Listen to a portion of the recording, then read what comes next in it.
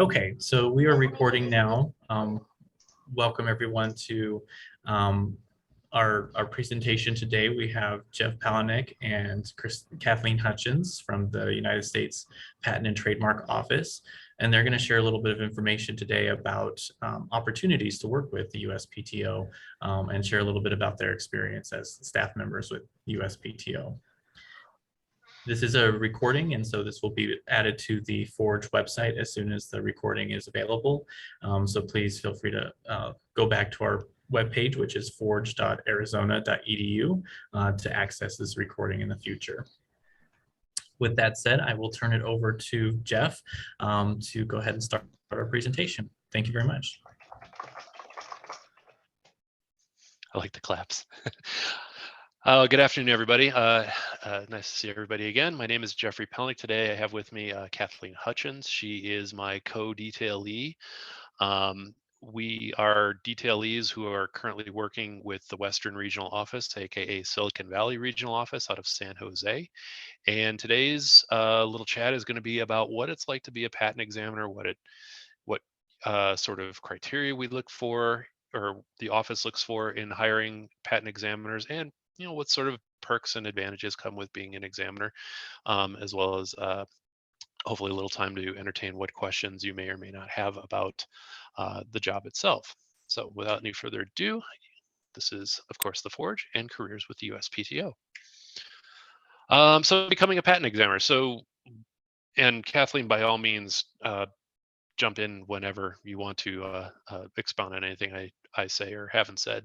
So fundamentally, patent examiner, like most scientific things, is exactly what the name implies. We are examiners, we review, we are reviewers of patent applications, which, as you've probably heard me talk before, patents are one particular form of intellectual property that allows you to essentially corner the market with your own new and innovative technology.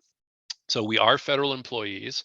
One of the most common questions I get, or one of the more suspicious glances I get when I tell someone that I'm a federal employee, which I actually don't say all that often, is, "Oh, so my tax dollars are going to pay for your job, are they?" It's like, actually, no, they're not. Our organization is one of the few that I know of that is completely and utterly fee dependent. So we don't take a single tax dollar, penny, dime, whatever currency. We actually rely upon our fee schedule to pay for all the services that are rendered out through patent examination and trademark examination. And ultimately, once a patent gets granted, we have what we call maintenance fees, which allows you to, if you've heard me speak about patents being good for up to 20 years, there are regular steps during which time certain fees are due. And that is where the office actually makes its money, not from the fees that you pay us up front to do the job we do, not from tax dollars, but from maintaining your patent once it's been granted. So it's advantageous to both you and us to work towards you getting your patent, for example, or your trademark. Patent examiners review two types of applications. I don't know if that's wholly accurate because there's three types of patents. There's also plant patent applications that are not mentioned here, but there are design patents and utility patents. Those represent the bulk of the patent applications that we see at the office. So what do we do actually? It kind of actually depends on the audience to whom I speak. If I'm speaking to an attorney, this slide is very apropos. If I'm speaking to an inventor, this slide is very apropos. If I'm speaking to my parents, I search databases in the internet and I write stuff. And I look for people's inventions. That's a very watered down version of what we do. Kathleen and I both tirelessly scrutinize applications. We look through the various parts for the completion and compliance of the applications themselves. We review the claims that come along with your application and weigh them against the full disclosure to see what you have and what you don't have. If you've ever heard the phrase, possession is 9/10 of the law, I'd kind of say it's 10/10 of the law with regards to what we do, because possession of your invention is absolutely critical. So we also scour various databases, the internet, for and employ all manner of resources at our disposal to make a determination as to whether or not your invention is new or novel, or if it's non-obvious. I think you've heard us both say, if you have had the thought, duh, I could have thought of that. That's kind of like a really kind of familiar way to say it's something as obvious. I could have thought of that. So since, if you think about today and what with respect to when the patent office was established, we weigh current contemporary applications against the totality of what has been known and what has been created. So it can conceivably be a fairly daunting task to review a given application depending on the technology that's involved. So if you've ever done a Um, research project or written a yeah, research paper, it's very similar to that, where you have to research what has already been researched, what people have done, except in this case, we're seeing if the application looks similar to something that's already been done. So typically I go through patent applications and what we call non-patent literature, which can be pretty much any scientific literature, anything that's been publicly available, and see if they look the same.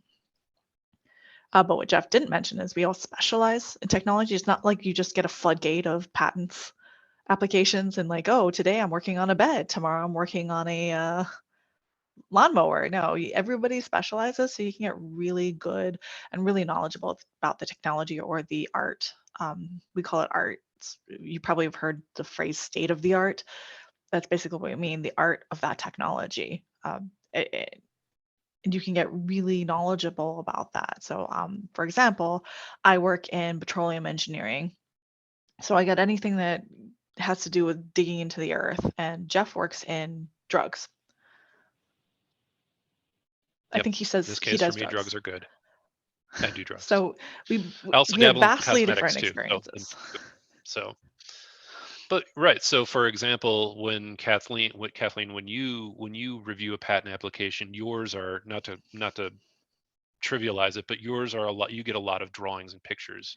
Um, Yes, we get a lot more you have to be so much more mechanically inclined for my area, because you have to be able to evaluate not just the drawings that the applicant submits, but the drawings that all of your prior art has. Because how do you describe how one screw connects with another screw and then it has a port somewhere to allow fluid in or out? How do you text search that? You can't. You have to just look at the drawings. Whereas Jeff, you can probably text search some chemical compositions and then Google search them, which added benefit, sometimes your Google search comes up with interesting results. Jeff just yeah, showed me one last yeah, week, yeah. which Uh, was not safe for work. um, no, it was very much not safe for It work, was and the I was actually MMF. expecting to get a What? call.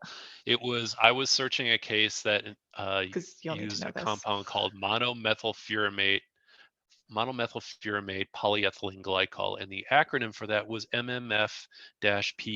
Now, I don't know what triggered the search results, what part of that It triggered the was the search MMF. results, but it was. We'll just leave it at Please that. don't Well, Google. it Please don't was Google search this. don't It's not safe for on work. your yeah. At any rate, At any rate, we search and we examine very different technology bases.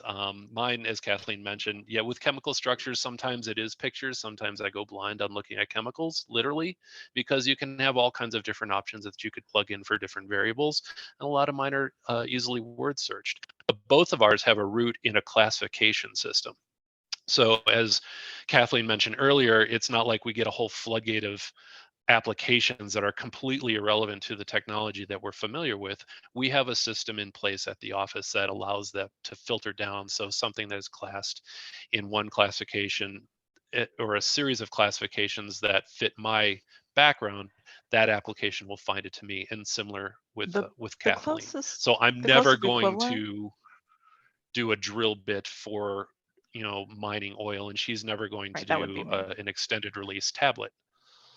The So closest, you're probably familiar with the Dewey Decimal System. Decib, yeah.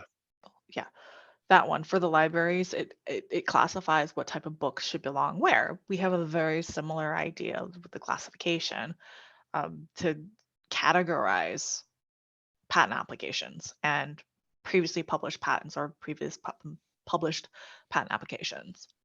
So I mean, it's challenging work, but it's also still manageable, especially if you're accustomed to doing research and comparing things. Exactly. Now that's only half the job. Once you've done that search and once you've found your references, now you have to provide what we call a rejection. And the rejection, I've mentioned this a couple Office times. I action. hate that It's not word. always It's not always we a call it an rejection. office action. I've also called it a written opinion. Essentially what it's meant to do is start a negotiating period during which you've come to us with this is what we've found, now we go back and forth. And so what we do is we provide our determination on patentability, as it says, and we put that in the form of a written word for you to review and provide a rebuttal. Or I'm saying for the applicants to provide a rebuttal. So that will go back and forth, and essentially that brings us to yet another aspect of the job, and that's negotiation. Oftentimes that will occur in the written word. So back and forth, I write something, applicants will write something back, and so on. Otherwise, there's also an opportunity for, well, when we were in brick and mortar, and we're slowly getting back to that, of course, but you can have in-person interviews or interviews with if they have an attorney, you'll have your interview with the attorney, or if it's the applicant themselves, just the applicant. But what that is meant to do is provide a forum for the applicant or their representative to come and literally clear the air, saying, look, we're disagreeing on this point. Here's evidence I have to get over that point. Anything that can help, as we say, advance prosecution. So as this graph depicts, action response, evidence of patentability, that can often tip the scales towards something being overcome and eventually granted.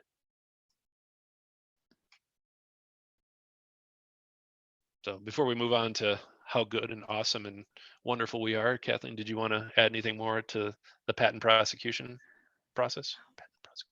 Yeah. I've been, it's been described to me as if you like to argue, this might be the job for you. There's a lot of discussion, arguments, and rebuttals on it. So there's actually a lot of law students that end up getting a job here too, but you don't have to have a law degree. You just have to have the science or engineering background degree to get a job at the PTO as a patent examiner. But typically there is a lot of written, at the very least, written communication that's performed. Yeah, if you're good, I'd say if you're very good at writing and reading, you do have that scientific background, and you can make I think that's something that when I came to the office, I had something that was decently under my belt in terms of being able to, I don't want to say coldly write or write very impersonally, but or sterilely, just fact of the matter, this, like Kathleen said, doing a research paper, or even, I guess I never did it, but I would only guess like defending a thesis or writing a thesis. It's very and being able to similar. defend a Yes. position. Yeah. Actually, yes, it's almost like it's just your thesis. When you write an office action, it's not 150 pages long like my thesis was. But you do have to cite references. You do have to backtrack and research everything. But you just don't have to do the experimentation because that's not required for our job. But doing the background research is required, and writing it up in a cohesive manner to say what's been already out there is required. So it's really similar if you've written a thesis. Very similar structure, very similar requirements of abilities. So since you're at a university, you're more than likely very familiar with this. Mm-hmm. Also, this slide says the USPTO has been voted as one of the best places to work in the federal government. They poll all federal employees and see where all the agencies rank. So that means people that work at the USPTO have ranked. The USPTO is one of the best places out of all the federal agencies to work for. One year we were voted number one. They sent us like mugs and stuff. Oh yeah, I think I still have that. Actually, I do have that mug. So if we get number one again, you'll get a mug or an umbrella or something. So yes, I don't know where we rank this year or not, but we do. I mean, I've been with the office for 15 years, Kathleen. I think you're there just about 15. as long as I have. I came a couple months afterwards. We started when we were 10. Where we're at. So when we were what? We started when we were 10. Yeah, when we were 10. So we're 25 now. So what does it take to work at the office? Well, there's three major requirements. One, the last of which is a little kind of in the air, in the wind at the moment, just given the state of things these days. But fundamentally, you have to be a U.S. citizen or nationalized U.S. citizen, and you do have, as we've mentioned a couple times now, you do have to have some sort of technological background, minimally a bachelor's in science, engineering combination. And beyond that bachelor's, or along with that bachelor's, combined, professional education, some sort of relevant experience with that. And that actually all plays into, should you be hired by the office, that all plays into where you are placed within the GS scale, or the grade step scale that we'll show you in a little bit.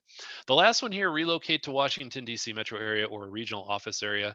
I'm not entirely sure where that is at, but I It's suspect we currently in will be flux. getting, it's currently in flux. I The think we last 2 might be getting years. back to that. Yeah. So So we're the not sure last 2 at years, the moment. how many virtual classes do you think we've had? I At don't know. least a Well, handful. basically, the last 2 years, we've had at least a couple of, we bring in examiners as classes. So you don't just get Right. thrust into the job and have to sink or swim. They actually put you in what's called a patent training academy, and they teach you about the legalities behind the patents, what you have to do for research. They teach you how to use the tools. It's basically a 4-month-long program. When Jeff and I came in, it was 8 months long or something. So they've been kind of balancing the act of what's or fine tuning what's best for training versus getting you up and running and doing the job.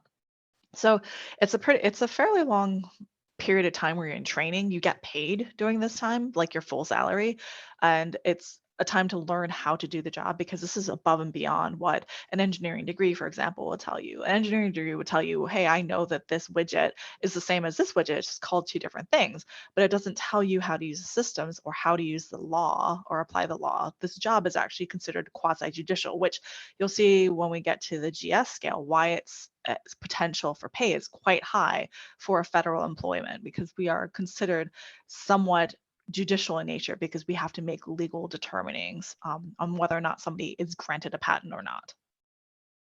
But Exactly. going back to the relocating to DC metro area, that's kind of up in the air right now, just because we have revamped our telework program, which is, I don't know if that's on the benefits, but I am actually not working on the continental US. I'm not allowed to say where for some reason, but I'm not on the continental US. I'm still in the United States, so that pretty much leaves two options.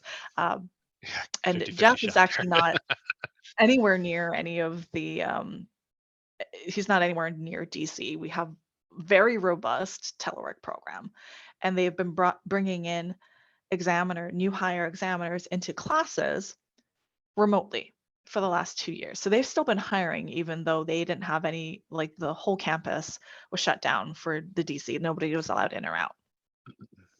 Actually, that's something, now that you mentioned it, given how long that you and I have both been at the office, that's something that was an aspect that, and we'll cover It's this in the next slide changed after a this, lot. but it has changed, but it was always present ever since you and I have both been at the office, and that is the opportunity to telework from your home Full full time. time. When we started, Yes. there was what we called a reporting requirement, and this does go back, it predates the regional offices at least by about 8 or 9 years, where if you remotely worked in Seattle once a pay period, which is every 2 weeks, once a pay period, you had to report back to Washington, DC, It's twice a pay show your period, face. actually. Basically, it was I twice a did this month, for but a I while. remember people would finagle it so that they would I come at would, the yeah, end I of would, one pay well, period and be there at the beginning of the pay period. So basically reporting back once a month. we don't have to do it All anymore, so that's don't gone. worry about it. No, No, good. that's all We were gone. one of The the most evolution of that flexible is, offices yes, for telework. It's amazing. yes. Um, So but basically, we're it's getting a little in ahead of like the ourselves last here, 15 but years it's changed. So anyway, if we're you're getting a little thinking ahead of about being a ourselves. To patent examiner, get in the door, this is what we look for. here's some skill sets that you might need. You want to see if you self-identify with. Like, do you have a good technical background? Well, imagine if you're with Arizona Forge, you probably do, because you're probably an engineer or scientist. If you're an engineer or scientist, you're also probably analytical or research oriented. Do you have excellent written or oral communications and oral communication skills? Because like we said, we have to do written reports. We also do phone interviews or in-person interviews, conferences with attorneys or applicants. So that they're usually typically the inventors to talk about your findings for their invention. Can you make decisions? Because this job is time limited. You only have so much time to do a case, and you need to be able to do the case in that amount of time. You need to be able to make decisions in the amount of time. It's not like it's a never ending amount of time to evaluate a case. Because if it was, I would still be on my first case 15 years later. You also have to have good attention to detail, because you have to realize that every word, we look at things called claims, which is basically, when you stake a claim on your property, same idea. It's written description of the invention and what they think is the legal definition of the invention. Every word means something, so you can't just skip over things. You have to be flexible and adaptive and self-motivated. I don't know why it's on the bottom. It should be on the top, because we have such flexible work schedules. No one tells you, hey, you need to work on this case today and then this case tomorrow and then research this. You have to figure out how to time yourself. It's almost like getting an assignment from a professor at the beginning of a month, and they're saying this is due at this time. Go. And Yeah. you have to have the self-starting to be able to monitor and time yourself or schedule yourself to get basically a project done within the time given.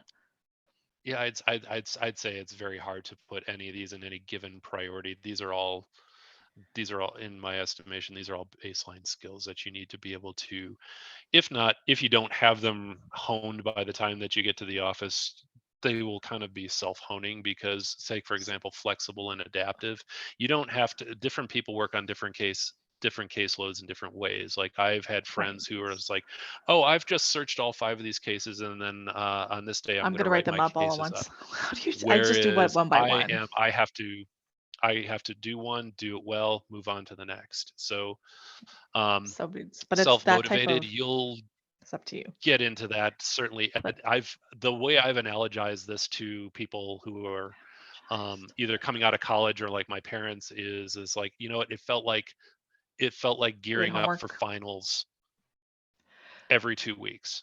We work up to a certain percentage of work that needs to be But done. slightly less stress. We get to that, just to let you know. slightly less stress, but we get to that It's just your point, whole career. It's turn fine. it all in, wash, rinse, repeat.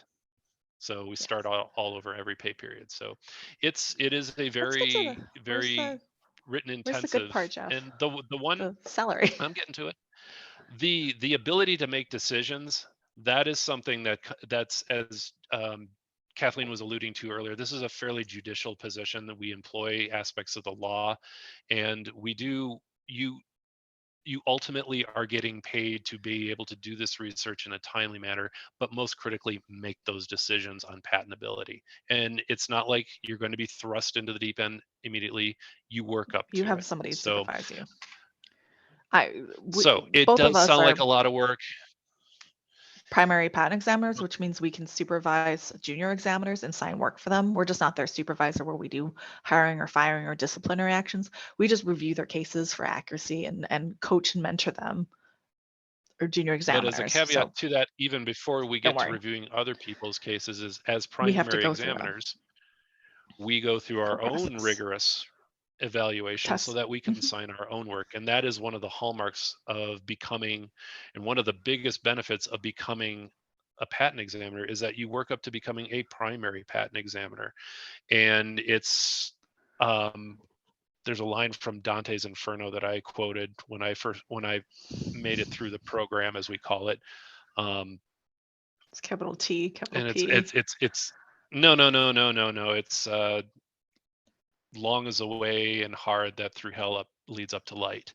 And it is a daunting review process that takes, I think, the better part of, what we would just say, a year and a half to get through in It's about 2 totality. years But at because you the have end a of that road, 6-month period of waiting right? between the Oh, two. yeah, okay. Sorry. Yeah, about a year and a half to 2 years. So, but once you're It's past not that period, you undoable. are, Many people pass it the yeah, first time with no problems. If I passed it but first time, no it is still a problems. tense, period of time, because your cases, and you don't know which ones will be brought under scrutiny, are eligible to be scrutinized. So, I just but assume all my cases are going to be scrutinized with quality control. yeah, so do I. Okay, so Well, here's now that we've scared the bejesus out of everybody and how hard this job seems to be, here's some benefits of working as patent examiner. One, I think high up is a very high salary. We have a very competitive salary.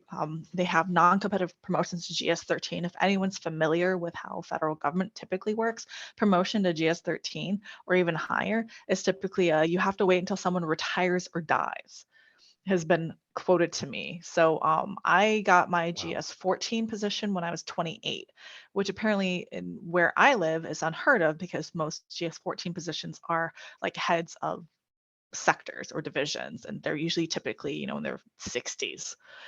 And you have to wait until somebody retires to try to get promoted. But we have non-competitive promotions. These are ability dependent. So depending on how fast you can work and how accurately you can work, you can get bumped up after the required, I think it's a 1-year holding period at the well, there's one, previous GS you're only level. eligible. Yeah, you can only move one grade. You can only elevate one grade per year. And I So don't know where that's conceivably, codified, but that's, yeah, it's OPM, Office of Personnel Management, requires that, but that's across all federal that's across employees. all. Yeah. So conceivably, if you went through the program like Jeff was very scarily describing it, you could It's get your daunting. It's scary. GS14 position within 5 years. You could become a supervisor at GS15, which is the top level GS you could be within 6 years, conceivably. Not that it happens all the time, because typically you want a little bit more experience under your belt before you become a supervisor than 1 year, but that's the bare minimum. So that's probably one of the biggest benefits. The other one, like I said, is the telework opportunities. You can work from home full time without having to go into the office and work from anywhere in the US. Yes. We also have So very some of flexible the, schedules, which is nice, mhm. especially if you have kids.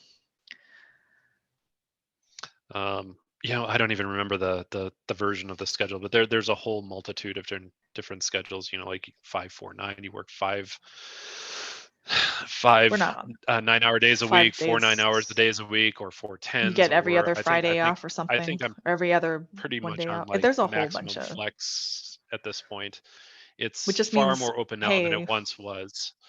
yeah, So the our schedules, non-competitive promotions is, sorry, go ahead.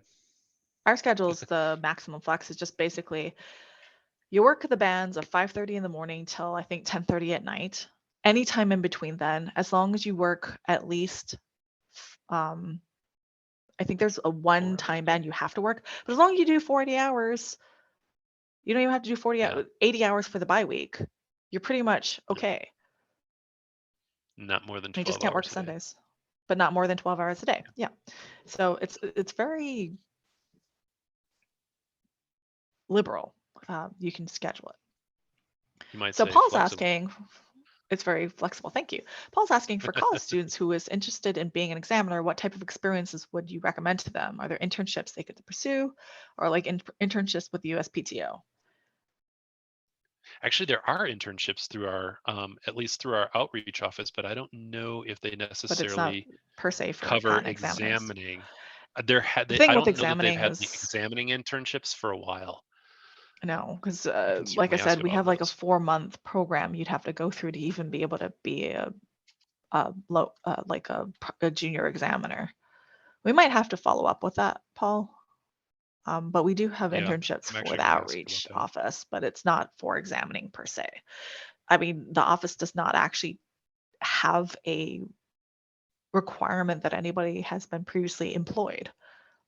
The requirement baseline is, do you have a bachelor's degree in science or engineering? If you do not, do you have a suitable equivalent experience in some type of technical field? Yeah. Let's see. So some of the other 2 other really big perks, yeah, ones. non-competitive. I'm not competing against Kathleen, nor she I, to get promoted up. It's all performance based. Optional paid overtime and comp time. Um, one of the unique perks about this job is that you can work paid overtime, and it's at whatever your hourly salary is. Most salary jobs that I know of don't allow for that. You have the alternative, depending on funding or availability, to work comp time, which you simply have to take that time off within the year that you've earned it. Depending on how well you examine, how great your production is, there are also annual, quarterly, and, as we say, docket management awards. So there's all kinds of different Bonuses. sized They're and bonuses. yeah, It's they're not just all awards, different they're types of bonuses. bonuses that are in. Well, we'll just say the word. It's a bonus it's a performance-based bonus. If you're great, there's money to be had. Training and mentorship opportunities, details. Kathleen and I are on a detail right now that allows us to take somewhat of a break from our normal examining duties and do something that is somewhat related to our normal day-to-day, but gives us career growth opportunities. So right now we're doing things like this. We give presentations on STEM and intellectual property. We did one last week for Paul, the week before. Yeah. Everything's running together about intellectual Spring property is and just about one the blur. differences. So we get to do these things. Another big one, more if you want to go on to get a law degree or to get your master's or your PhD, which I'm looking at now because I don't have enough to do with my life, they have advanced degree tuition reimbursement. So it's an agreement that if you work for the office for an additional so many months per credit they pay for, they will pay your tuition at an accredited university for law school or for an advanced degree. So technically I could go to the university near me and get a PhD so I can call myself a doctor, and the PTO will pay for it. But the agreement is I will continue to work for the PTO for a set number of months per whatever amount they pay for. So that's almost like having a full tuition scholarship. Plus, you have to do it part-time because you still have to be working for the PTO. But if you wanted to get advanced law degrees or advanced related technical degrees, you can't go for like a degree in education, for example. It has to be a technical degree that you could conceivably use for your job. But the USPTO, of course, depending on funding, will be able to provide that. I know several people in our unit, my coworkers, that have gotten a law degree doing this, and the PTO paid for it. I think also, if memory serves, there is I don't want to say reverse concordance, but like in line with that additional technical training. I know it existed at one point, but you could present these are the cases that I've worked on in the relevant technology, and if through an accredited university, receive credit for courses advanced. that are related to that technology. So yeah, that's you the might be advanced working technical on already degree tuition. part way to say like a pharmacy degree or something. So before I get into the affinity groups, a couple of the other additional benefits that did not make the list but are here to be noted. Height adjustable desks. I'll say it. Yes. That's an height inside adjustable joke. desks. I don't know how it's. If you work at the office, you will get a height actual adjustable thing. desk. One of the biggest perks is you get paid time off, and not just in terms of paid time off. Right out of the gates, there are 11 paid holidays per year. You get paid sick leave. Paid sick leave that accrues at 4 hours of pay period throughout the entirety of your career. Paid time off, your annual leave, accrues starting at 4 hours per pay period, and eventually Translates you stay about long to enough, 2.5 it'll tick up weeks. to it. If you stay long enough, it will get up to 8 hours per pay period, so up to I'm almost there. 26 hours per year. I have 3 more Or months. 26 days time off per year. There's also transit subsidy. If you live in a metro area, in the DC area, they will help subsidize your transit. Internet subsidy is available for teleworkers. They'll help cover some of the costs of your internet. Or all of it, career depending on how development, you set it up. Or all of it. Yes. Career development opportunities. I kind of mentioned that already. Your own office. As I understand it, there are so many people teleworking right now that people who do decide to come into the office are getting their own office space, which is you get a unheard of door for and people. everything. It's not a cubicle. It's not a cubicle. It's an actual office. When I came in, I had to share an office. I don't know about you, Kathleen, but Yes, I did. typically it was a You badge of lucky honor people. once you got to your GS 13 level to be on the list to get your own office with a window even. Yeah. Now it's a little bit more open. Liberal. Let's see, hide adjustable desks, yes. And as we mentioned before, the ability to sign your own work is kind of one of the, as an examiner, non-supervising examiner, that's kind of one of the biggest badges of honor, is to be able to just sign your own work and to have that autonomy because you've by that point you've established yourself as an examiner who knows what they're doing, have demonstrated the ability to make the timely decisions and the correct decisions, and you've essentially earned it. Basically, So now to you the can work with biggest carrot minimal over the oversight. chasm The is our competitive salary salary. schedule. This is current as of January 1st of this year. It renews every January and typically ticks a little higher every year, but most examiners will be brought in anywhere from, I know the grade numbering looks a little wonky here. There's no less than 5 and there's no grade 10 for some reason. I never understood that, but most examiners, as advertised on Or USA Jobs, 6. are Right. brought in, or 6 or 8.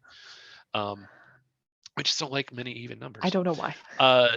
Most examiners are brought in. When I came in, the options were 7, 9, or 11, and that all was commensurate with what kind of educational or professional experience you were bringing with and what kind of degree you're bringing with. So my first and only office mate was a PhD who had many years of experience. He came in straight away as a GS 11. There's caveats, different pitfalls. I don't know how they work with the academy today. When I came in as a grade 9, and I had a 2-year period of probation, meaning I had 2 years to learn the job before my decision to be retained was actually made. 11's, 1 year I think, now. was a little shorter. It's 1 year. It's 1 year across the board. Yes. So typically, Okay. you get pulled in at the higher step, so a step 8, 9, or 10. If you're a 7 or a 9. Mhm. So it's not the lower ones. You're usually brought in as the highest available. So I got brought in as a 710. It wasn't that pay 15 years ago. God, I sound old saying this. But then when you get promoted, you can also earn a step increase every year if your performance is sufficient. So if you're doing exactly what you're supposed to be doing, you could conceivably, up until 14, earn a step increase every year. So you can get a pay raise above and beyond whatever the federally mandated like 2% increase a year is. So if say you were a step 9, grade 9, step 5, and you were doing fine, next year you can get like a $2,000 pay increase just for doing your job normally. Plus whatever the annual increase is on the salary for table. everybody, right? So if you look up a regular GS schedule, it will not look this high. This is a very specific GS for patent examiners only, or for trademark examining attorneys. This is not the same GS as everyone else's typical GS schedule. It's going to be much higher. So if you see somebody else as a GS 7, step 10, their salary is going to be a lot lower. We have a special nationwide salary. Because this is a quasi-judicial position, because this requires specialized training and specialized knowledge. And they also have to compete with high-tech companies, for example. Yeah. The office pays more than if and you law were a firms, typical. if you think about it. True. The office pays typical, like more than the typical federal employee schedule would pay.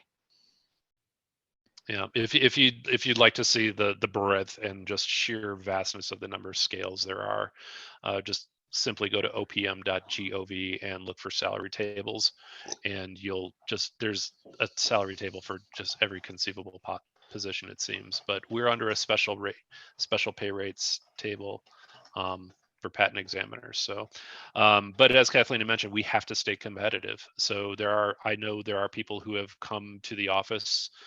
When I went through the academy, there were newly minted lawyers, fresh out of law school, come to the office, get the training on how to be an examiner, and then they just take off to the law firm because, for example, in the eyes of the law firm to whom they are going to be hired, we're offering their employees free training for Paid them training. anyway. And yeah, Not paid that we're training, free advocating paid doing training. that, because I know a lot of people No, that but I came mean, back it's, to get the pay time off and the yeah. work-life balance. So actually, that Okay. kind of dovetails nicely into some of the more routine questions that we get. And I think we've been kind of touching on some of these as we've been going along here. So we've kind of touched a little bit on what our educational background is. My personal education is I have a master's in biochem and biotechnology with a strong emphasis in chemistry from my undergrad. I worked in the industry, pharmaceutical industry, and the food industry for easily, 6 to 7 years before I found my way to the PTO. And a lot of the cases, and a lot of the applications that I started picking up were things that I had seen in my professional career, and some that naturally and very smoothly extrapolated from concepts that I had learned in school. So being able to write scientifically and understand that technology was a perfect way for me to find my way to the office. Kathleen? I have a master's degree in mechanical engineering with emphasis in material science. Not saying that you have to have a master's to work here. We just both somehow have a master's degree. And I did not work nearly as much as Jeff did. I just worked in aerospace for about a year and then did research for about 2 years. So some of that has helped because I do a lot of mechanical things. I needed to have a good basis. I specialize. I get all of the questions for durable material cases because that was exactly what my master's degree was in. So like pretty much from out the gate, I was the go-to person at my art unit, having only been there for like 1 or 2 years. Once they found out that that was my master's, they're like, oh, here, we have questions. We don't know what to do with this. Can you look at it? So I ended up specializing really, really early, even within my art unit. Um, what's more important, how did you get to the USPTO, or how would you describe your typical day? Oh, I have a good one for the most interesting case I've worked on. I've actually got a It's fun actually one kind of for the most motivating. interesting case, not the one I mentioned earlier. If you want, go ahead with your most interesting Yeah. Oh, case. mine is it's a system that drills for water wells using just a very low powered compressor. So this guy invented this, and I actually granted it as a patent because the only art that I could find was his own and his brother and his dad's work. So I actually had a meeting with him, the inventor, and his attorney to describe the differences between the art that I found, meaning the references that I found, and his. And he convinced me that it was different and it deserved a patent. So I gave him a patent, and then I encouraged him to apply for this award called Patents for Humanities. So he won a Patents for Humanities award, which was sponsored by the USPTO, because he has a startup where he goes around and he provides training and provides these devices for third world countries to dig wells. So the towns that he provides the device and the training, not only can they dig their own wells, but they can generate income because now they travel to neighboring towns and get paid to put wells in those towns. And he even got called up after Puerto Rico had their major hurricane come through to dig wells in Puerto Rico because they had a huge problem with their infrastructure and the water treatment plants weren't working. So he put in wells there with the equipment that he made. So he's retired and he just runs this nonprofit to provide to dig wells for people that need safe drinking water. And it's all because he got a patent for this. After he got the Patents for Humanity Award, he also got contacted with some of the senators from California to provide support to his nonprofit. So that was actually the coolest or most interesting case I've worked on. Was something that I helped actually help other people. Yeah. So Jeff, top that. My story is unfortunate. Yeah, I can't quite top that. Did you find that cure for cancer? No, but mine was actually kind of like a jaw-dropping solution or treatment for Alzheimer's.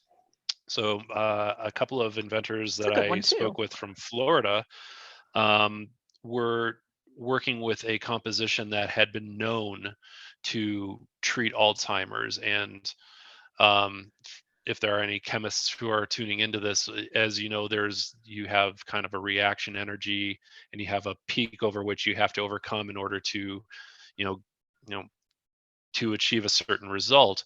And what they did with this compound was simply take the mirror image of it.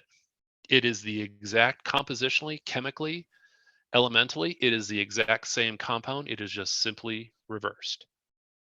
Um, And what they did with that compound was they were able to test it against the compound that was known. And quite simply, the jaw dropping part was they cut down that reaction time they cut down that reaction energy to achieve the result that they were getting. And it was a far more effective just by simply using what they already had and trying it a different way. So for me, one of the most interesting things was getting a better treatment result towards Alzheimer's just by using what you knew and what you just like, hey, why don't we try this? Or sometimes it's an accidental aha moment. And it was certainly an aha moment for me because I had absolutely nothing to say and I allowed their case immediately after that interview, which I, unlike Shark Tank, have not followed up on them to see where they are today, but I imagine it's led to more interesting and more profound research. So, but I just know where my typical inventor workday. was because they told me. Typical They emailed workday, me. you're kind of looking at it. Our work days can be all over the place, honestly. We get up, Well, if we you're an go examiner, to our we get up. workstations, we stay at home in our comfiest of clothes, and we review applications Take off our as shoes if you we don't want need to make our production. Typically, so It's more yeah. concretely, if I start a new case, I'm looking, I get the case, I have to read the specification, look at the drawings if there are drawings, read the claims, which is the legal definition. I have to decide, formulate my search, decide where I'm going to search, what they call them schemes, what classification fits this invention the best. So I have to understand the invention. If I was a junior examiner, I'd most likely tell my primary examiner, this is what I've got, this is where I'm going to look. Do you agree? Do I need to search anywhere else? And then once I get that, I do the search, which can take a couple hours because, as you know, research usually can be a rabbit hole of finding things. And then after that, I evaluate the references that I have decided look good. I've tagged them, basically putting the electronic equivalent of sticky note. And then I write up my findings and say, claim 1 through 5 has this. Look, Smith looks like exactly like this. Here's these pieces. This is why Smith looks exactly like what you're trying to do. I'm sorry, you can't have a patent for this one. Oh, but maybe claim 6 might be allowed as a patent if you want to make that independent form, which is a lot of terminology. But then I send it out, and then I might next pick up a reply from an attorney or an applicant where they're arguing against my findings, saying, no, your research is wrong. Smith does not teach all of these things, and this is why. I have to respond to that. I either say, yeah, you're right, my bad. You don't say it that way, say it more professionally, but oh yes, this should become a patent. Or no, you're wrong because these reasons, or no, you're right, but I still have another reference that looks exactly the same. I have to explain it now to you. And then we go home and have dinner. That's our workday. Yeah, I mean, in terms of from the case standpoint, yeah, it is far more concrete. But the one of if anything that you take away from what Kathleen just said, there is an opportunity for immense variability from a day-to-day standpoint. Some days you're writing a first action on the merits for a new case that appears in your docket. Other days you're spent responding. Sometimes you're writing responses to appeal briefs to send up to the Board of Patent Appeals and Interferences. Other days it's there's a sheer variety of dockets and case types that you have to work on. So being able to have that flexibility, being able to pivot and just mentally shift gears without stripping the cog is actually a true feather in your cap. If you have that ability to just be that person and adjust on the fly like that, that's even better. So the last question that we get is, so how do I apply? And we don't need to spend too terribly much time on this one, but uspto.gov/jobs or better yet, usajobs.gov. Simply, and as a slide here, just type in for your keywords patent examiner, and they will be denoted by engineering, chemistry, various broader disciplines. So don't be put off by the seemingly generic categorization of the patent examining jobs. Find one that applies relatively to the area that you're in, and shoot us an application. As far as I know, we are hiring as of today, Yes. April 19th, We're still hiring. 2022. So yeah, apart from that, thank you.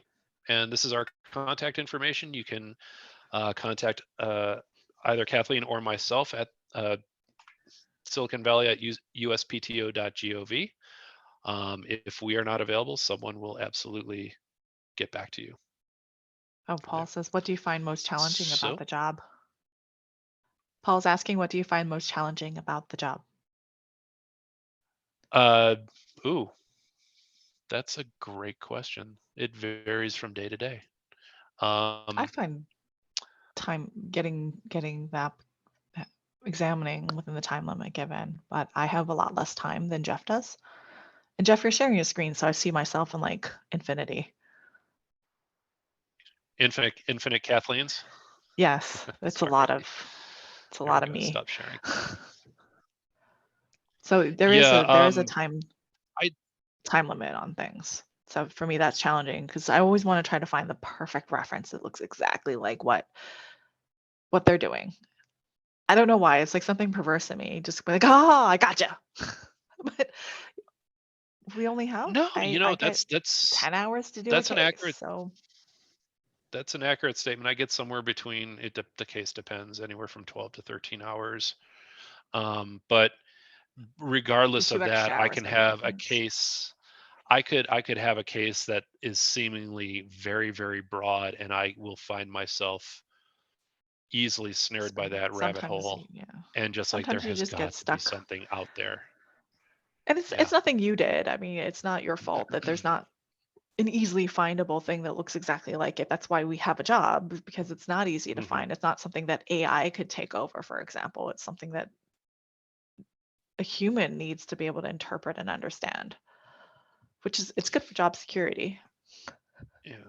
I will say this in all honesty about the job. I have never looked at a clock to see if my day is up yet. No, I have it had goes by jobs where really it's like quickly. I have heard You look at the clock, you go, oh my God, it's 2 o'clock already. Hurry up, I gotta and finish I'm pretty this. sure that second hand just ticked backwards a couple of times. I've never looked at a clock with this job, except to make sure that I get to my next meeting on time. So it is something that you will fill your day. Personally, I feel a measure of gratitude that I get to contribute to the national record. I mean, everything that we write, all the patents that we grant, I believe are archived in the National Archive. Yes. And Yes. we as examiners drive commerce. I mean, not to make it sound like we're getting a big head about ourselves, but we do have a measure of influence in commerce, because if we allow patents, we are allowing improvements on things that have already been done, which help businesses grow, which helps drive commerce. So it's kind of a low person Big on deal. the totem pole. Yeah, what she said. Yeah, What she said. it's sort of a big deal. I It's- mean, you have companies that their whole thing is built on how many patents they've been granted and quality patents. So there Yeah. was a patent examiner behind that making the decision if it can be granted into a patent or not. And some of them, that's their entire business model. That's their whole net worth, is they sell the IP afterwards, and that's what brings them an income. So for a lot of companies, IP is very important to them. So our position, our job is very important. And if you don't have patent examiners, nothing will get done because it needs the human touch. So But we are just I- about out of time. I have a quick follow-up question from some of the other content earlier that you're talking about. So it doesn't seem like it's typical then for somebody to graduate and like go right into a patent Oh examiner. no, it's very typical. It is very typical. It's very typical. it can happen. Jeff Can and I totally are not happen. typical. Okay. So when I No. came in, there were 13 people in my lab. So and then we had like 150 new patent examiners altogether. We just got broken up into smaller, more manageable pieces. Mhm. So we got grouped as mechanical engineers. Myself and one other person has had industry experience. We had one person that was just graduated from law school and MIT. She's very smart. And then everybody else is basically straight from bachelor's into this job. Okay. No, that's And helpful to understand that so because yeah, for Sometimes students less that are, education can be better.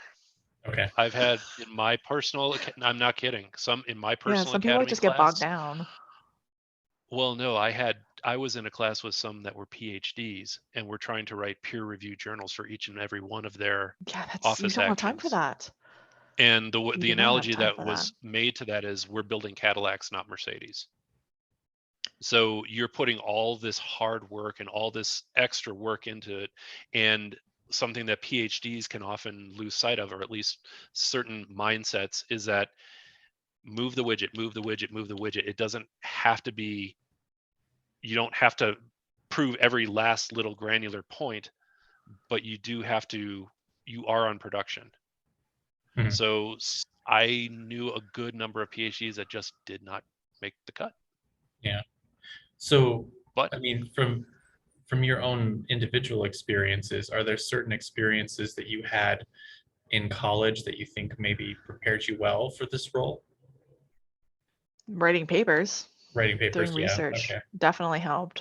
The lab for me, the write-ups mechanical background. for Yeah. me. Yeah, I Nope, mean, no joke. you have to do a good job, but it's not like you're writing, this is your final thesis for your PhD. This is, you had a group project you had to do or something, you had to do research and it's due in a month. Mhm. For us, it's every 2 weeks, but same idea. Mhm. Okay. Yeah. And we have access to a lot more research than you would at a university because we have access to the full, all of the patents that have ever been published, all of the foreign patents. We have a full dedicated translation staff. We have a dedicated librarian staff. We have our own library, All the which I don't journals. use all the journals ever. We have access to all of that. So that's not something that typically a undergraduate college student would have access to. It's kind of like being in a If candy we store. don't have it, we can get it. So yeah. Well, I want to be respectful of your time and everything, and I really appreciate both of you joining us today and sharing more about what it's like to be a patent examiner, and then also the opportunities and benefits of the role. So we'll definitely get this recording put up on the Forge website, and so for folks that would like to learn more, the information will be there for how to apply for jobs, but then also contact information for getting in touch with the USPTO. Great. Thank you very much for your time, Paul. Thank you very Well, much. thank you for setting this up. We appreciate it. Yeah, truly.